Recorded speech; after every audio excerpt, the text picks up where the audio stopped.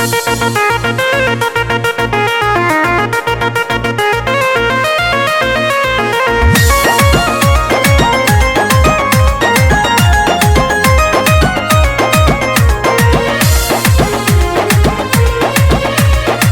के तू नहीं पूला में कहे कहीं बेईमानी, कह के तू नहीं पूला में कहे कहीं बेईमानी।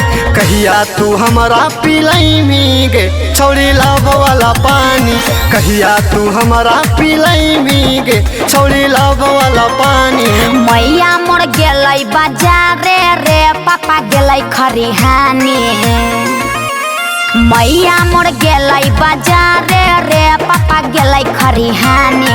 घरे पर आबे पिलई बौरे छड़ा लभ वाला पानी, घरे पर आबे पिलई बौरे छड़ा लभ वाला पानी।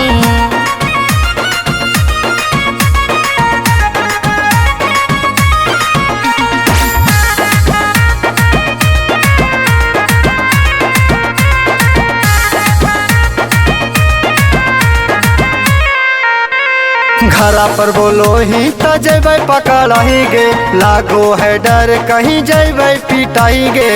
अरे कुछ नहीं होते हम हियो ना, हमें जब हियो छड़ा तोरा साथ रे। डरे वाला एकरा में नहीं है कोनो बात रे, लागो है मन नहीं अकेले में हमर बुझे परेशानी। लागो है नहीं मन अकेले में हमर बुझे परेशानी। घरे पर आबे पिलए बौरे छड़ा लभ वाला पानी, घरे पर आबे पिलए बौरे छड़ा लभ वाला पानी।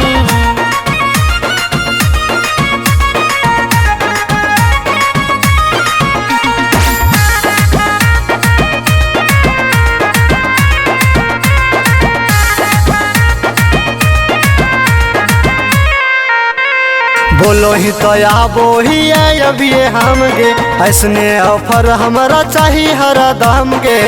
अच्छा हाँ तो सुन ले, रहबो दरवाजा हम खोल के तैयार रे, खुल्लम खुल्लाया जे करी है तो प्यार रे।